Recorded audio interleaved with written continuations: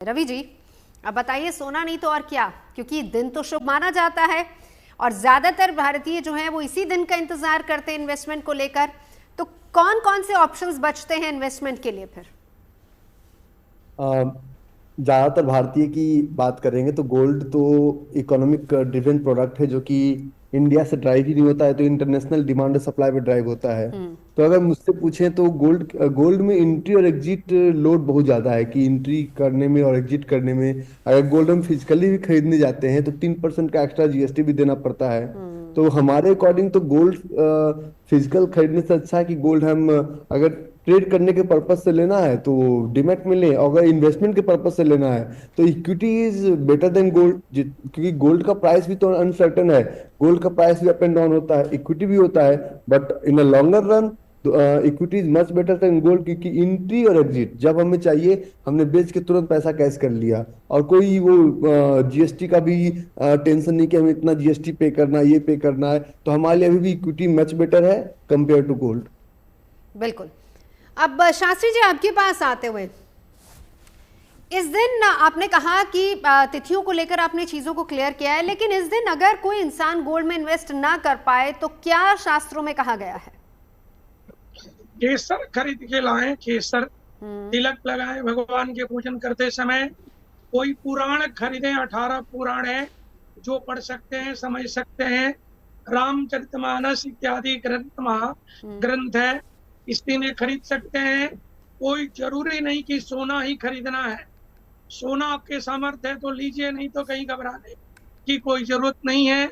और इस दिन भगवान के नारायण कोच के पाठ करें, परशुराम जी के प्रसन्नता के लिए, अपने बच्चों के जीवन में अक्षय प्राप्ति के लिए, स्वस्थ जीवन के लिए भगवान के मंत्र के, गुरु मंत्र के जप करें।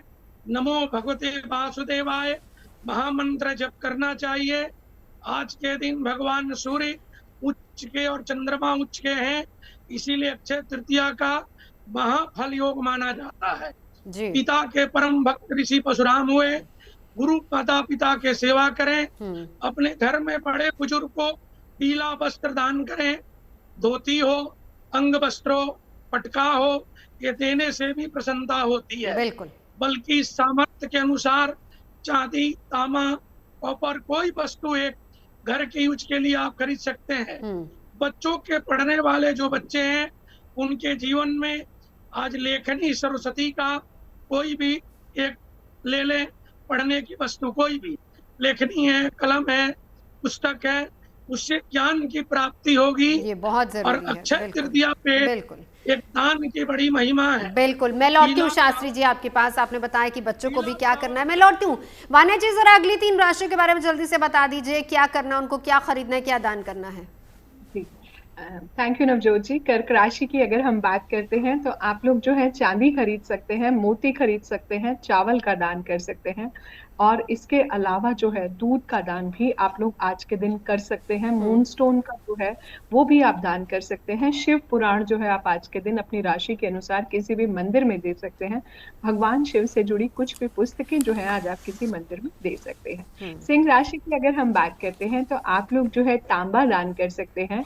आप कुछ भी लाल दान कर सकते हैं, लाल मटका दान कर सकते हैं। उसके बाद आप अन्न दान कर सकते हैं। कुछ भी ब्रह्म भोज जो है वो भी आप दान कर सकते हैं। आप आदित्य हृदय स्तोत्रम की कुछ पुस्तकें लेके किसी मंदिर में दान कर सकते हैं।